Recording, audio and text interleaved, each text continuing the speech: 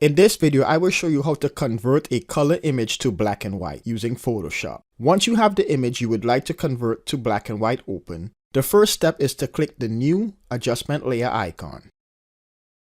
Then click black and white.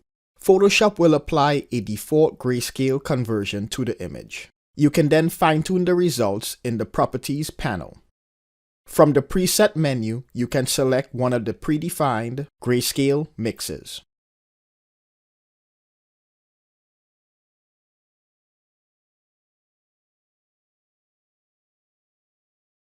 Or you can select Auto and a grayscale mix will be applied based on the colors and values of your image.